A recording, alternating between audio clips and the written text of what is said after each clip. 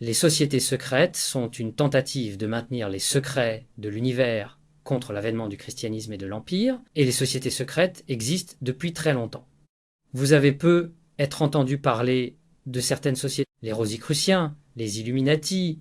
Elles sont toutes très puissantes, elles sont toujours là. Oui, je comprends ça. Mais ce que je dis, c'est que il y a beaucoup plus de sociétés secrètes dont nous ne savons rien et qui existent depuis beaucoup plus longtemps. Mais elles essaient toutes de maintenir le secret de l'univers, qui est que l'esprit mène à la matière. C'est les grands secrets. Et c'est quelque chose que nous avons toujours cru et toujours su, mais avec l'avènement du christianisme, cela a été réprimé au fil du temps. D'accord? Alors, des questions avant que je... D'accord? Maintenant, ce que je vais faire, c'est vous expliquer le christianisme. Et je vais vous expliquer ce que croient les... Je vous ai déjà expliqué d'où elles viennent, mais maintenant, ce que je vais faire, c'est vous expliquer ce qu'elles croient réellement sur l'univers. D'accord? Alors, ce que je vais faire, c'est que la première chose que je vais faire, c'est vous expliquer ce que la plupart des chrétiens croient sur leur religion. D'accord? C'est ce qu'on appelle la perspective orthodoxe ou canonique. D'accord? Alors, c'est ce qu'on vous enseigne officiellement par l'Église. Le christianisme a de nombreuses factions différentes, mais elles croient toutes en une certaine interprétation de la Bible. D'accord? Ensuite, ce que je vais faire, c'est vous montrer l'apocryphe. Apocryphe signifie juste caché. Or secret, juste une connaissance secrète qui est gardée au sein de ces sociétés secrètes. D'accord? Donc, l'orthodoxie canonique vient d'une lecture de la Bible. Et la Bible, à sa base, est une histoire de l'alliance entre Dieu et les humains. D'accord? L'alliance signifie contrat ou compréhension. Tout au long de la Bible, il y a une série d'alliances. D'accord? La première alliance est entre Adam et Dieu. Vous avez peu être entendu parler de l'histoire du Jardin d'Éden. Dieu crée l'univers, puis crée le Jardin d'Éden, où il met Adam et Ève. Et Dieu dit à Adam et Ève, c'est le paradis. Vous n'avez pas profité simplement de la vie, la nourriture est gratuite. La nourriture est abondante, chaque jour vous serez heureux et libre de tout besoin. Vous vivrez pour tout. Mais il y a une seule chose que vous ne devez pas faire. Et une seule chose, d'accord? Quoi que vous fassiez, ne mangez pas du fruit de l'arbre de la connaissance du bien et du mal. Ne faites simplement pas cela. Alors bien sûr, que font Adam et Ève? Ils mangent le fruit stupide, d'accord? Alors, ce que Dieu fait, c'est qu'il bannit Adam et Ève du Jardin d'Éden, et maintenant ils sont forcés de travailler, de cultiver de la nourriture pour se nourrir, d'accord? Et cela mène à la société, au développement de la société. Dieu regarde du ciel et voit que les humains vont maintenant à la guerre. Ils se battent pour leur propriété privée. Et Dieu dit, je ne veux pas de cette... C'est pas pourquoi j'ai créé les humains, d'accord? Alors il se dit, je vais détruire tout le monde et recommencer. Mais ensuite, il voit un humain qu'il aime, et cela amène Dieu à dire à Noé, construis un bateau, construis une arche, et sauve-toi, parce que je vais inonder l'univers. Je vais détruire le monde. Alors Dieu détruit le monde, et Noé survit. Et puis Dieu dit à Noé, vous savez quoi? C'est un peu ridicule. Je ne devrais pas... Je promets de ne jamais détruire le monde à nouveau, d'accord? C'est son alliance avec Noé. Mais Dieu voit que les humains sont toujours méchants et mauvais. Et il dit, vous savez quoi? Mais je dois trouver un homme qui est bon. Et j'ai besoin qu'il fasse grandir une nation qui pourra être la lumière du monde, qui sera le meilleur exemple de ce que signifie être une bonne personne. Alors il trouve un homme nommé Abraham, bien sûr, est le père d'une nation appelée, et donc c'est la troisième alliance. Dieu dit à Abraham, toi et tes enfants, tes petits-enfants, tes arrière-petits-enfants, êtes maintenant fidèles à moi. Je vous vois comme le peuple choisi, et je vous donne la terre promise. C'est ce qu'Israël est. Avec le temps, ce qui se passe, c'est que Abraham et son peuple, ils partent en Égypte. Et en Égypte, ils deviennent esclaves du pharaon d'Égypte. Et puis Dieu se dit, vous savez quoi? Je devrais vérifier les Israélites et voir comment... Il regarde en bas et dit, oups, ils sont maintenant esclaves du pharaon. Alors, je dois maintenant... Alors il nomme un homme nommé Moïse pour libérer les Israélites d'Égypte et les ramener à la terre promise. Quand Moïse fait cela, Dieu dit, maintenant ce que tu dois faire, c'est donner aux Israélites ma loi, les 10 commandements. D'accord? La loi, parce que sinon je ne peux pas vous faire confiance pour vous comporter. D'accord? Alors maintenant c'est la quatrième alliance. Alors maintenant les Israélites sont de retour dans la terre promise. Mais encore une fois, et même s'il y a des lois, ils deviennent encore méchants. Et ils commencent à adorer de faux dieux. Alors Dieu les punit. Et Dieu cherche maintenant un bon leader pour les Israélites. Et puis enfin, il trouve une personne nommée David, qui devient le roi des Israélites. Et Dieu dit à David, tu es la personne que je cherchais depuis toute l'éternité. Tu es le meilleur exemple de ce que signifie être un fidèle suiveur de moi, Yahweh. Et donc c'est ce qu'on appelle l'alliance davidique. L'alliance davidique stipule que Dieu favorisera toujours Israël en tant que nation choisie. Et la maison de David régnera sur Israël pour toujours. D'accord? Alors les gars, petite question ici. Qui a écrit la Bible? Probablement ceux. Si vous deviez deviner, probablement pas. Probablement. Parce qu'il dit que tous ces 5, d'accord, je suis le meilleur. Je suis la personne que Dieu aime le plus. Ma famille régnera sur le monde parce que c'est la volonté de Dieu. Maintenant, bien sûr, ce n'est pas ce qui se passe. Finalement, David a un fils nommé Salomon. Et ces deux-là sont considérés comme les 2 meilleurs dirigeants d'Israël. Et c'est ce qu'on appelle le royaume davidique. Le royaume davidique, l'âge d'or d'Israël. Mais après Salomon, les Israélites redeviennent méchants. Et puis Dieu doit les punir et disperser Israël à travers le monde. D'accord? Et donc, la dernière alliance est l'arrivée de Jésus. Ce que Jésus fait, c'est que, tout d'abord, il réaffirme la loi de Moïse et dit au peuple israélite « Souvenez-vous de Moïse et de sa loi, car c'est ce que Dieu veut. » Ensuite, il se sacrifie pour libérer les Israélites du péché originel, n'est-ce pas? Parce que Dieu est en colère contre les gens, parce que les gens ont mangé le fruit. C'est le péché originel. C'est le premier crime de désobéissance contre Dieu. Donc, en se tuant, Jésus libère l'humanité du péché originel. Il rachète l'humanité, d'accord? Maintenant, la dernière chose que Jésus fait, c'est qu'il crée une nouvelle alliance, d'accord? Une nouvelle alliance entre l'humanité et Dieu. Désormais, parce que Jésus a libéré tout le monde du péché originel, tout le monde peut maintenant être avec Dieu. Vous n'avez même pas besoin de venir de la famille de David. Tout le monde peut maintenant aimer Dieu. Et Dieu aimera cette personne en retour, d'accord? Et cela, bien sûr, commence le christianisme, d'accord? Donc ça, les gars, s'appelle le judaïsme, ce que croient les juifs, d'accord? Et tout cela, les 6, c'est ce que croient les chrétiens, le christianisme, d'accord? Les 5 premières alliances sont ce que les juifs croient être. Mais ils croient qu'éventuellement quelqu'un reviendra pour restaurer le royaume de David, d'accord? Mais pas Jésus. Les chrétiens croient que Jésus est le dernier prophète, d'accord? En fait, Jésus, c'est pourquoi on l'appelle christianisme, parce qu'il croit en... Donc c'est toute l'histoire du judaïsme et du christianisme, ce qu'il croit officiellement. Des questions avant que je continue? D'accord, maintenant, comme vous pouvez comprendre, si vous êtes un vrai chrétien ou un vrai juif, il y a en fait beaucoup de problèmes avec cette compréhension, d'accord? Le premier problème est pourquoi Dieu a-t-il dû nous expulser du jardin d'Éden? Je veux dire, manger un fruit était-il si mauvais pour nous bannir du paradis? Comme qu'est-ce qui n'allait pas avec ce fruit? D'accord? C'est un grand mystère dans la religion. Pourquoi le péché originel s'est-il produit? Et pourquoi? Le deuxième problème est Noé. Je veux dire, Dieu a détruit le monde parce que nous étions méchants. Mais après avoir détruit le monde, nous étions... Alors pourquoi Dieu a-t-il dû détruire le monde en premier lieu? S'il est Dieu, alors devrait-il comprendre comment sont les... Ne comprendrait-il pas que détruire le monde ne fait rien? D'accord? D'accord, donc c'est un peu étrange. Le dernier problème est Jésus. Qui était Jésus? Et pourquoi a-t-il dû se tuer? Pourquoi Dieu a-t-il dû envoyer son Fils unique mourir pour l'humanité? D'accord, donc si vous êtes nouveau dans le christianisme, l'idée même de Jésus ne vous fait pas vraiment de sens. J'ai grandi en Occident, j'ai grandi dans un monde chrétien, et cela n'a jamais eu de sens. Les gens m'ont dit à quel point Jésus était génial. Comme, si vous êtes une personne vraiment intelligente, il y a beaucoup de questions sur cette interprétation de la Bible, ce sont les 3 principales. Donc maintenant, ce que je vais faire, c'est que je vais vous expliquer ce que les sociétés secrètes croient, ce qui s'est réellement passé. D'accord? Donc je veux commencer par Noé. Pourquoi Dieu a-t-il détruit le monde? La raison pour laquelle Dieu a détruit le monde n'est pas à cause des humains, mais à cause de quelque chose d'autre. Ces gens s'appellent les Néphilim. D'accord, aussi, au fait, si vous êtes intéressé à en apprendre davantage, il y a 2 livres qui ne font pas partie de la Bible, mais qui vous donneront un aperçu des connaissances ésotériques. D'accord? Le premier s'appelle le livre d'Enoch. Livre d'Enoch. Le deuxième s'appelle l'évangile de Thomas. D'accord, très bien. Donc j'utilise ces 2 livres comme source pour mon explication, d'accord? Donc les Néphilim sont des enfants d'anges et de femmes, d'accord? Donc ce qui s'est passé, c'est que les anges qui étaient censés surveiller l'humanité sont descendus et ont vu, waouh, ces humains, ces femmes sont vraiment belles. Alors que font-ils? Eh bien, ils ont des relations. Et ensuite, ils ont beaucoup d'enfants. Et que font ces enfants? Ces gens s'appellent les Néphilim. Donc si vous voulez comprendre ce qui s'est passé, faisons une disons simplement qu'il y a ce groupe de surhumains appelés les...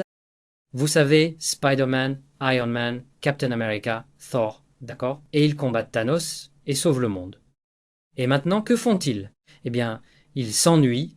Alors, Ils ont beaucoup et beaucoup d'enfants, et ces enfants sont maintenant comme des démagogues, n'est-ce pas? Alors que font-ils? Eh bien, ils asservissent l'humanité, mais ensuite, que font-ils? Eh bien, ils commencent à se battre entre eux. Donc c'est essentiellement... Donc Dieu a dû détruire les Néphilim, parce qu'ils ne sont pas naturels. Les anges et les humains ne sont pas censés avoir des relations sexuelles. Et cela crée un nouveau pouvoir appelé les Néphilim. Le problème, cependant, est que les Néphilim sont divins, et donc ils ne peuvent pas être tués. Donc vous pouvez vous débarrasser de leur corps mortel, mais maintenant ils deviennent des démons qui vivent sous terre et sont dans l'ombre. Et devinez quoi, les gars? Ils sont toujours là aujourd'hui. Donc ces deux sociétés, elles croient que les Néphilim sont réels, et ils contrôlent toujours le monde. Les gens les plus riches du monde sont en fait des Néphilim, parce qu'ils existent depuis des milliers d'années. Et donc ils peuvent contrôler le développement de l'humanité. D'accord? Donc ils s'appellent. Donc c'est facile à comprendre. Mais une autre question alors est, pourquoi Adam a-t-il mangé ce fruit? Et pourquoi? Eh bien, maintenant ça devient vraiment compliqué. D'accord? Donc maintenant, je dois vous expliquer ce que croient les sociétés. Rappelez-vous, ils croient que l'esprit mène à la matière. Qu'est-ce que cela signifie? Laissez-moi expliquer. L'esprit mène à la matière. Au début, le vrai Dieu s'appelle le monade. D'accord? Donc, pensez à cela comme le cœur de l'univers, le soleil. Le monade est si puissant que quand il respire, d'accord, il vibre une énergie divine. Et pendant des millions d'années, cette énergie divine crée de nouvelles formes de vie. Donc, la première forme de vie, les dyades ne sont que des pères, d'accord? Généralement un homme, une femme qui sont des enfants du monade, et ils sont capables par eux-mêmes de créer de nouveaux univers aussi, d'accord? Donc les dyades commencent à émaner, émaner, émaner, émaner. Donc tout l'univers est vibration. C'est de l'énergie, c'est la respiration de ces êtres cosmiques, d'accord? Et avec le temps, pendant des millions d'années, ces vibrations passent à devenir des atomes qui mènent ensuite à la matière, d'accord? C'est ce qu'ils entendent par l'esprit. Maintenant, l'un de ces régimes nommé Sophia décide, tu sais quoi, je peux être aussi bon que le monade. Que fait le monade? Le monade est capable de se propager par lui-même, il n'a pas besoin de s'accoupler, donc Sophia dit, tu sais quoi, je vais produire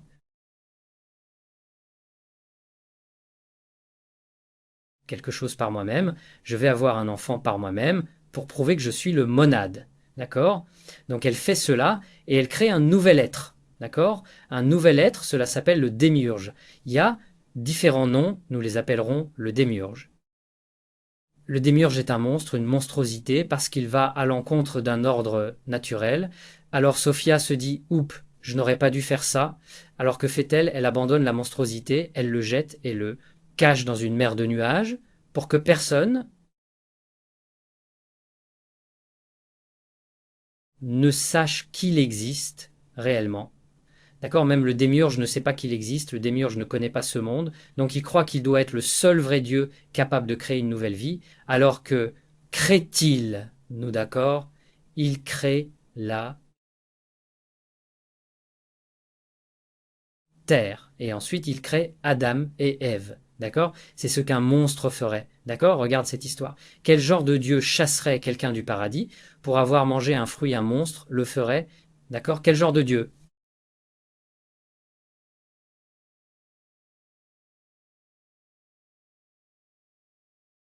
Tuerait un peuple sans raison particulière? Un monstre ferait cela, d'accord? Quel genre de Dieu exigerait qu'un peuple soit loyal envers cette personne, un monstre? Quel genre de Dieu imposerait sa volonté à un peuple? Un monstre. Quel genre de Dieu dirait à quelqu'un: tu es la seule personne que j'aime, tout le monde d'autre, je déteste? Un monstre ferait cela. D'accord? Donc en d'autres termes, le vrai secret, c'est que ces sociétés secrètes sont en train de garder et que le Dieu que nous adorons aujourd'hui est le faux Dieu. C'est Et nous sommes en fait dans une prison créée par ce faux Dieu, et c'est qui était Jésus. Jésus était un être envoyé par le monade pour nous dire la vérité sur le monde, et c'est pourquoi il est mort, parce que l'Empire romain ne pouvait pas permettre aux gens de voir la vérité. Si je te disais la vérité, tu le saurais tout de suite, tu te réveillerais. Donc les porteurs de vérité doivent être tués. D'accord? Donc c'est ce que croient ces sociétés secrètes. Elles croient que le monade existe. Et l'esprit du monade est ce qui a créé l'univers.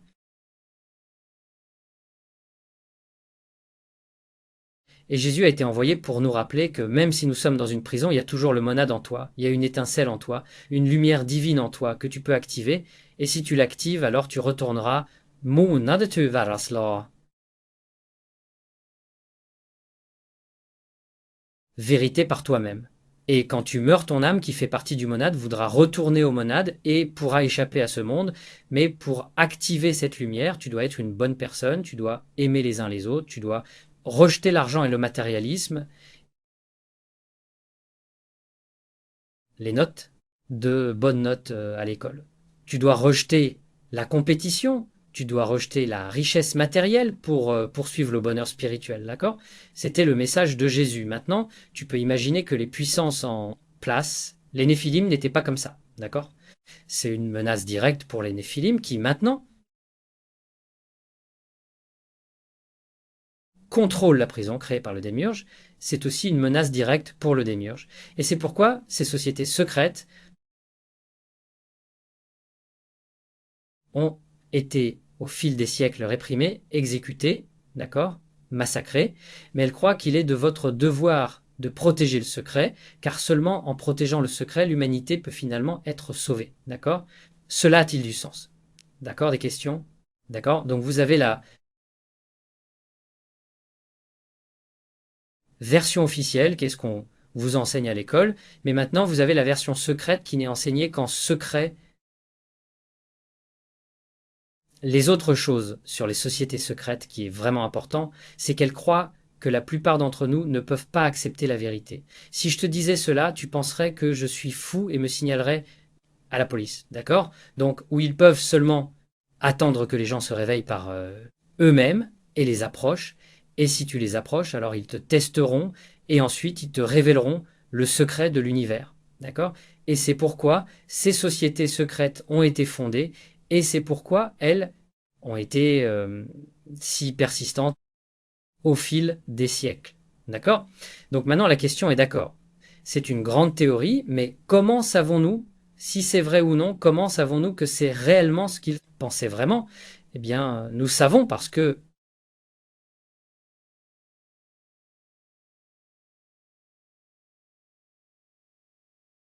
dans la poésie, dans la littérature, les membres des sociétés secrètes ont intégré le secret dans la poésie. Donc si tu es capable d'analyser la poésie correctement, tu verras par toi-même que c'est vrai, d'accord? Donc ce que nous allons faire, c'est que nous allons étudier aujourd'hui le plus grand poème,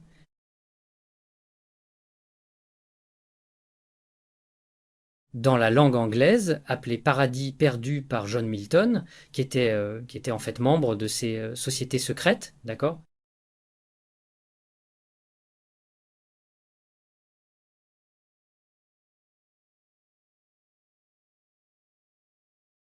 Des questions avant que je continue. D'accord? Nous allons nous préparer. D'accord? Sommes-nous clairs?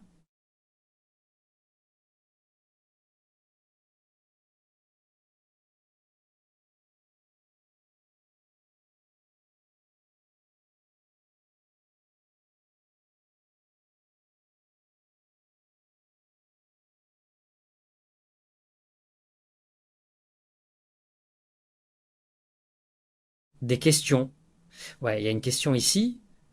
Si tout cela vient du faux Dieu, avons-nous un comme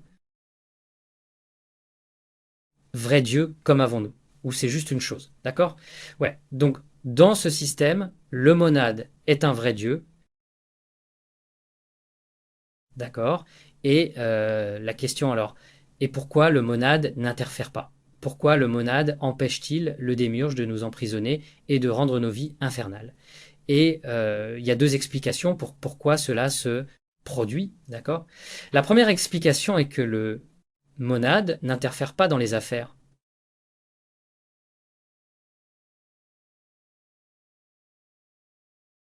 matérielles, d'accord? Parce que le monade est tout, c'est tout à moi. Et aussi, nous avons la capacité de rejeter ce monde et de retourner au monade, d'accord? Alors pourquoi forcerait-il à faire ce que nous ne voulons pas faire, d'accord? Si tu veux retourner à lui, alors tu as le choix de t'engager dans la spiritualité, de t'engager dans la bonté, de t'engager dans la connaissance. Et alors tu pourras retourner à lui. D'accord? C'est la première explication. La prochaine explication est que, et cela vient de Dante, d'accord, la monade est une force qui est éternelle, parfaite et immuable, et donc la monade n'a pas d'imagination.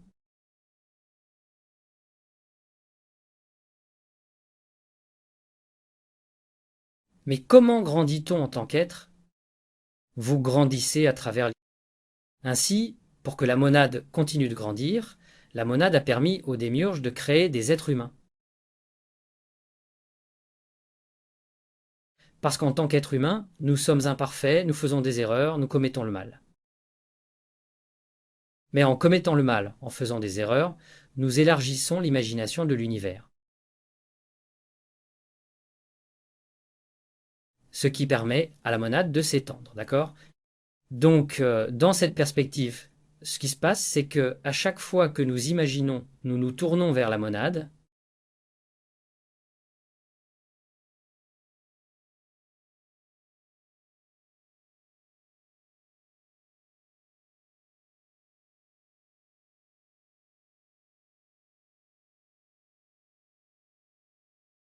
Donc, c'est difficile à comprendre, mais la monade, elle est là, elle est éternelle, mais elle est aussi en train de devenir. Et donc, quand nous imaginons des choses, quand nous commettons des erreurs, mais en même temps, quand nous reconnaissons ces erreurs et essayons de nous ajuster à ces erreurs, nous élargissons l'imagination de la monade. Et c'est pourquoi ces deux sociétés croient que le mal et le bien existent ensemble. Vous ne pouvez être bon que si vous faites. D'accord? Parce qu'en commettant le mal, cela vous donne une chance de devenir meilleur. D'accord? Est-ce que cela du... Ouais, d'accord. D'accord. Donc,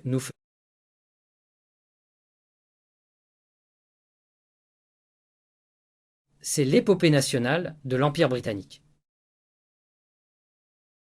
Si vous êtes membre de l'Empire britannique, qui règne sur le monde aujourd'hui, l'Empire anglo-américain, si vous êtes un membre élite de l'Empire britannique, vous mémorisez ce... Et cela devient, en gros, une partie de votre âme. Et c'est beau. Donc, cela a été écrit par un homme nommé... Et John Milton, c'était un rebelle. C'était un penseur. Il remettait en question le monde. Il a lutté pour lui-même et il était un fervent défenseur de la liberté d'expression. C'était un homme qui a écrit Paradise Lost et il l'a écrit quand il était aveugle. Il ne pouvait pas voir. Par conséquent, il devait le dire à voix haute et ses secrétaires devaient l'écrire pour... Et comme vous pouvez le voir, eh bien, si un homme aveugle est capable de réciter de la poésie, vous devez penser qu'il est un prophète. C'est un messager de... Ce qu'il vous révèle est une vérité divine. D'accord? Donc, John Milton, et son œuvre la plus célèbre s'appelle Paradise Lost. Et Paradise Lost est le texte fondamental de nombreuses sociétés secrètes. Ils lisent cela, ils en discutent, ils vénèrent ce texte. Et dans ce texte se cachent les secrets de l'univers. D'accord? Mais seulement, d'accord, c'est vraiment difficile. Mais vous ne comprenez les secrets vous-même que si vous pouvez voir les secrets intégrés dans Paradise Lost. D'accord? D'accord. Donc ce que nous allons faire, c'est que nous allons lire deux discours. L'intrigue de Paradise Lost est vraiment, vraiment simple. Elle essaye de réimaginer la chute de l'homme. Rappelez-vous, Adam et Ève sont... Puis ils mangent ce fruit, et Dieu les... Donc, Milton essaie de raconter l'histoire, et il imagine un serpent qui trompe Ève pour qu'elle mange le fruit en tant que Satan lui-même. Et Satan était l'ange préféré de Dieu. Ils ont eu une... Satan s'est rebellé contre Dieu a gagné la... Et Satan et les démons sont maintenant bannis en enfer. Et Paradise Lost commence avec les démons discutant de ce qu'il faut faire. Ils ont perdu cette guerre contre Dieu. Ils ne vaincront jamais Dieu. Maintenant, ils sont coincés en enfer. Alors que doivent-ils... Certains proposent que, vous savez quoi, créons... Certains disent, vous savez quoi, restons assis. Mais Satan est déterminé à chercher vengeance contre Dieu.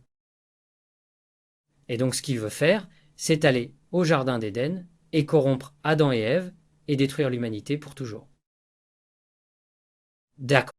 Donc, ils sont tous d'accord, c'est un grand plan, mais une autre question. Parce que c'est dangereux, parce que vous échappez. Il y a des anges gardant l'enfer. Mais même si vous quittez l'enfer, vous entrez dans l'abîme. Vous entrez dans les... Vous ne savez même pas où se trouve la terre. Vous vous perdez pour l'éternité. Donc, à ce moment-là, quand personne ne veut y aller, Satan se lève et dit « J'irai ».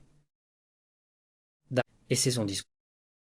Toute progéniture du ciel, trônes impériaux, avec raison d'avoir un profond silence et de délibérer, nous a saisis, bien que sans crainte. Je sais que vous avez peur. Long est le chemin et difficile qui sort de l'enfer et mène à la lumière.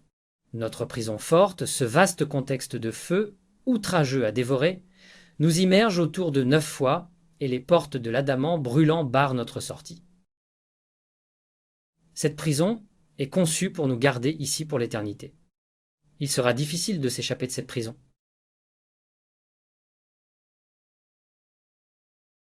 Ces chemins, si des chemins, le vide profond de la nuit, non essentiel, le reçoit ensuite. Un large gouffre béant, et dut tes pertes d'être le menace, plongé dans ce gouffre avorté. S'il s'échappe de là dans n'importe quel monde ou région inconnue, que lui reste-t-il de moins qu'inconnu dans les dangers, et aussi difficile à échapper? D'accord? Si vous pouvez quitter l'enfer, vous êtes toujours dans l'abîme de l'univers, n'est-ce pas? Vous allez flotter là, vous ne savez pas.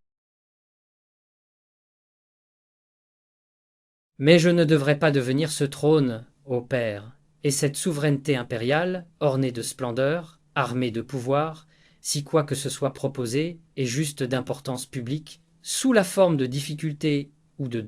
Pourquoi donc j'assume ces royautés, et ne refuse pas de régner, refusant d'accepter autant de parts de risque, que d'honneur, cela revient au même pour celui qui règne, et tant pour lui, cela revient à plus de risques qu'il soit au-dessus. Donc ce qu'il dit ici, je suis votre leader, et donc je dois y... Vous m'avez fait confiance pour vous diriger pour l'éternité, et donc je risquerai ma vie entière pour prouver ma valeur.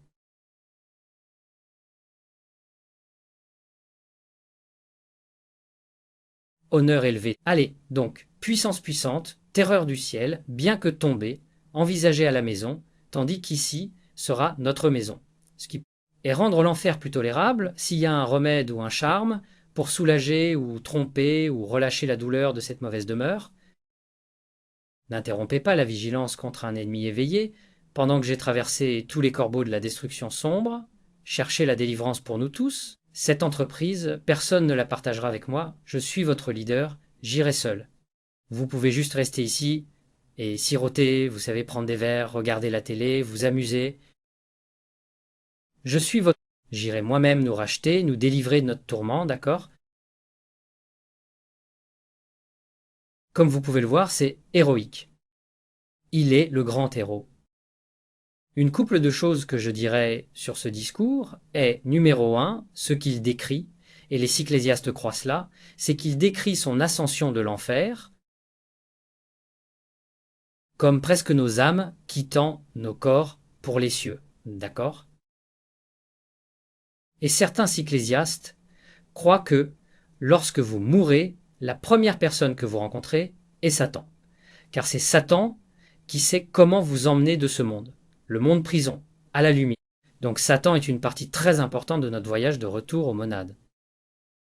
C'est un aussi, si vous étudiez cette poésie de très près, vous étudiez l'imagerie, ce qu'il décrit presque est un bébé quittant le ventre, n'est-ce pas?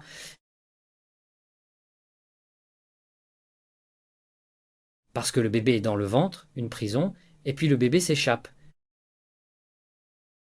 Donc les cyclésiastes croient que la vie et la mort sont la même. Pour naître, vous devez mourir, et quand vous mourrez, vous êtes de nouveau né, d'accord? L'autre chose est que ces cyclésiastes utiliseront le discours comme une cérémonie d'initiation pour les membres. Lorsque vous rejoignez un cyclésiaste, vous devez, par vous-même, choisir de lutter pour toute l'humanité par vous-même. Vous devez être le héros. D'accord. Vous devez savoir que lorsque vous rejoignez un cyclésiaste, les gens voudront vous tuer pour avoir dit la vérité. Osez-vous entreprendre ce voyage. D'accord? Donc c'est le premier discours. Le deuxième discours, C'est un discours où Satan, le serpent, convainc Ève de manger le fruit. D'accord? Et ce discours est très puissant. D'accord?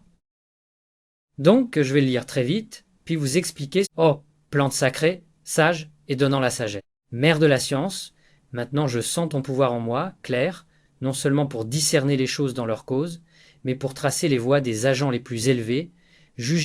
Ève parle au serpent, et Ève est, bien sûr, comme Hey, et le serpent dit, parce que je mange ce fruit de la connaissance du bien et du mal. Cela te donne du pouvoir.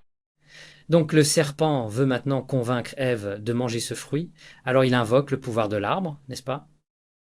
Ô arbre sacré, donne-moi le pouvoir de parler si bien que je convainc Ève de faire l'impossible. Reine de cet univers, ne crois pas à ces menaces rigides de mort. Vous ne mourrez pas, comme en devrait. Par le fruit, cela vous donne la vie. Par le menaçant, regarde-moi, moi qui ai touché et goûté, et pourtant je vis. Donc Dieu avertit Ève, Adam et Ève, et le serpent dit, non, ce n'est pas vrai. Regarde-moi, je mange le fruit, et je suis... Et une vie plus parfaite a été atteinte, et le destin m'a voulu en m'a... Cela devrait-il être fermé à l'homme, ce que la... Ou Dieu incitera-t-il sa colère pour une si petite transgression, et ne louera-t-il pas plutôt votre vertu intrépide? Ce qui est dit ici est vraiment important.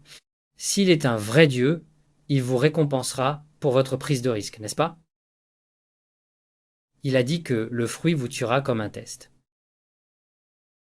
Un vrai Dieu voudra que vous deveniez meilleur, et vous ne pouvez le faire qu'en transgressant, en faisant des erreurs, en désobéissant à l'autorité. Et un vrai Dieu vous récompenserait pour avoir cherché plus de connaissances. Quiconque la douleur de la mort dénonce. Quelle que soit la chose que la mort soit, ne vous détourne pas d'accomplir ce qui pourrait mener à une vie plus heureuse. Si ce qui est mal est réel, pourquoi ne pas le connaître, puisque cela soulage? Nous ne pouvons être de bonnes personnes que si nous savons. N'est-ce pas? Si vous ne connaissez pas le bien et le mal, alors vous êtes juste d'accord. C'est parce que vous avez fui le mal, vous ignorez le mal, vous combattez le mal, que vous êtes... Dieu, par conséquent, ne peut pas vous blesser. Pas juste, pas Dieu, ni craindre alors votre peur, même. Pourquoi alors cela a été? Donc il se demande, pourquoi Dieu ne vous permettrait-il pas? Pourquoi sinon à tous? Pourquoi sinon pour vous garder bas et ignorant? Il sait qu'au jour où vous, donc, vos yeux qui semblent si clairs, pourtant sombres mais ternes, seront parfaitement alors ouverts et clairs. Et vous... Alors qu'est-ce qu'il y a dans cette chose? Il y a deux possibilités. Soit Dieu vous teste, Dieu veut vraiment que vous lui désobéissiez parce que cela vous permettra d'acquérir plus de vertu. Ou Dieu vous asservit et vous garde ignorant parce que Dieu a peur que vous puissiez devenir Dieu lui-même. Donc il y a... D'accord? Qu'est-ce que votre connaissance pourrait lui nuire? Ou cet arbre impart? Ou est-ce de l'envie? Et l'envie peut-elle habiter dans des... S'il est Dieu, il contrôle tout. Il sait tout. Par conséquent, si vous mangez ce fruit, comment pourrais-je le... À moins qu'il ne soit un faux Dieu, à moins qu'il ne vous trompe, à moins qu'il ne vous trompe, à moins qu'il ne cherche à vous emprisonner. D'accord, c'est la seule possibilité. Maintenant, cela se trouve dans le discours. Et vous savez, j'ai pris Milton à l'université. J'étais étudiant en anglais à Yale et j'ai suivi un semestre de Paradise Lost. Et à l'université, on m'a appris que ce discours vous montre à quel point Satan est... Il ment à Ève, Dieu est invincible, vous ne pouvez pas manger un fruit et devenir... C'est ridicule. Aussi, Ève est stupide parce qu'elle le croit, n'est-ce pas? C'est ce qu'on vous enseigne, c'est ce que vous... Mais c'est vraiment important. Quand vous lisez réellement la Bible, Satan dit la vérité. Quel est le péché de la... C'est ce que dit la Bible. Un professeur Hayal, quand vous lisez réellement la Bible par vous-même, vous verrez qu'il dit la vérité. Donc nous allons lire. Voici ce que dit la Bible. Voici la parole de Dieu.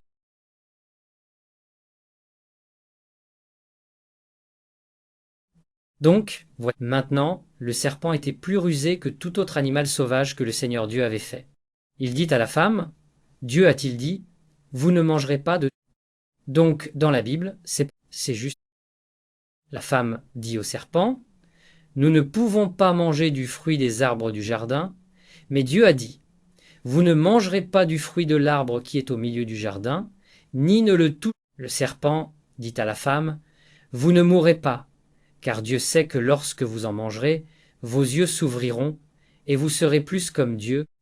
Donc, c'est exactement, et c'est aussi ce que dit la Bible. Maintenant, passons à autre chose. Finalement, Dieu bannit Adam et Ève pour avoir mangé le fruit. Et vous croyez qu'ils ont été bannis parce qu'ils ont désobéi à Dieu.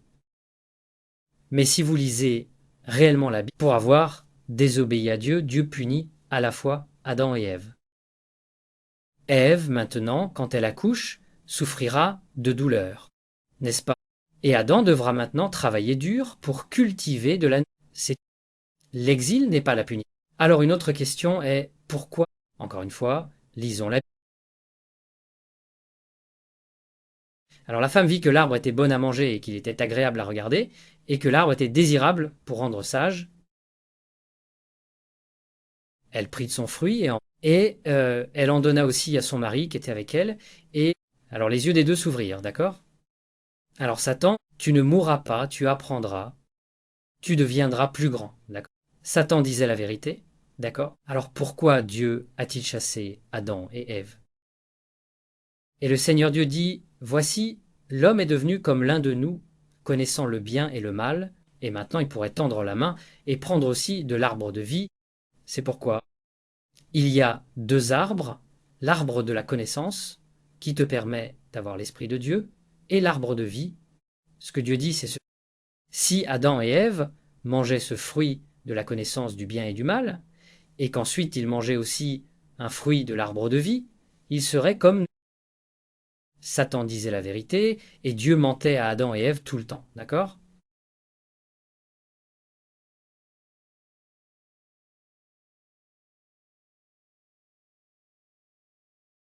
Alors une autre question est, comment Ève savait-elle que Satan disait la vérité? Comment le sait-elle? Comment? Eh bien, le problème est que si tu essaies une fois et que tu as tort, tu meurs, n'est-ce pas? Alors comment savait-elle? Elle était certaine que Satan disait la vérité. Elle était certaine? Oui, il doit dire la vérité. Pour la lumière en nous, tu comprends? Le vrai Dieu. Le vrai Dieu nous parle encore aujourd'hui, n'est-ce pas? Le faux Dieu nous mentira. Mais à l'intérieur de toi, dans ton cœur, se trouve la lumière qui te reconnaît. Et cela te dit ce qui est faux, ce qui est vrai. D'accord? C'est comme ça qu'elle savait, d'accord? Alors tu vois, le paradis perdu nous montre maintenant les secrets perdus de l'univers. D'accord. Alors je vais finir en parlant des Néphilim. Dans la Bible, il est dit que les Néphilim sont les enfants des anges et des femmes, d'accord? Alors quand les gens ont commencé à se multiplier sur la face de la terre, et que des filles leur naissaient, les fils de Dieu virent qu'elles étaient belles, et le Seigneur dit, mon esprit ne restera pas dans les mortels pour toujours, car leurs jours seront de 120 ans. Alors maintenant, Dieu voit les Néphilim comme une menace. Les Néphilim étaient sur la terre en ces jours-là, et aussi après, quand les fils de Dieu allèrent vers les filles des humains qui leur donnèrent des enfants. Ceux-ci étaient les héros d'autrefois, des guerriers de renom. C'est vraiment important car cela introduit les Néphilim, qui existent encore aujourd'hui, d'accord, selon ces sociétés secrètes. Mais aussi, ce qu'il fait, c'est ceci. Il nous dit les enfants, les héros d'autrefois, des guerriers de renom. Qui sont-ils? Ce sont Hachi, ce sont Thésée. Ce sont tous des héros de différentes. D'où viennent-ils? Ils viennent de l'accouplement d'anges et d'humains. Les fils, ce sont les anciens dieux, Zeus, Arès, Apollon, d'accord? Alors, c'est le début du monothéisme, où la Bible essaie de détruire les mythologies polythéistes et de créer un univers où Dieu est suprême, d'accord? Et dans cet univers, Zeus devient maintenant un fils de Dieu. Et les enfants que Zeus a avec des femmes mortelles sont maintenant appelés les Néphilim. Alors, Hercule est un Néphilim. D'accord? Alors, nous allons aborder ce thème tout au long du semestre, où la Bible est un immense acte de propagande qui essaie de réinventer la réalité autour d'un vrai Dieu. D'accord? Mais ce faisant, elle nie notre intuition et elle nie l'histoire de l'humanité. D'accord? Alors, nous continuerons ce thème la prochaine. Des questions avant de conclure? Oui? Eh bien, je pense qu'aujourd'hui, beaucoup d'entre nous prient Dieu, comme pour obtenir quelque chose que nous voulons. Mais comme tu l'as dit, prions-nous le vrai Dieu ou le faux Dieu? Le savoir. Ou comme apprenons-nous comme à partir. Oui. Alors, c'est une excellente. Alors, selon ces sociétés secrètes, d'accord, la vérité est que quand tu pries le faux Dieu. Parce que où est le vrai? Il est un tort. D'accord? Alors, ne prie pas une force. Regarde à l'intérieur de toi et demande-toi, je sais avec certitude ce qui est vrai. Si je crois suffisamment en moi, alors je trouverai la vérité. D'accord? Et en fait, c'est un thème tout au long de la poésie et de la littérature occidentale. Le thème est que nous serons toujours en conflit entre le diable et Dieu, entre le bien et le mal. Et ce que nous devons faire, c'est ne pas dire comme je dois me rendre à Dieu.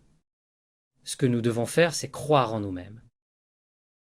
Fais des erreurs, mais sache que tu trouveras finalement une lumière. Parce que la lumière est... Tant que tu crois encore en toi, toutes ces erreurs que tu fais deviendront ta force. Parce qu'elles deviennent partie de ta sagesse. C'est la vérité divine que ces sociétés secrètes essaient de promouvoir. C'est bien de faire des erreurs, c'est bien de faire le mal, mais écoute la lumière, et la lumière te dira, d'accord, la possibilité de rédemption, de croissance, d'imagination est en nous, grâce, et la monade te récompensera pour croire en toi. Mais tu dois d'abord croire en toi. Et croire en toi signifie souvent défier l'autorité, faire des erreurs, transgresser les règles de la société. Et c'est le secret ultime que c'est d'accord. Encore des... C'était vraiment merde.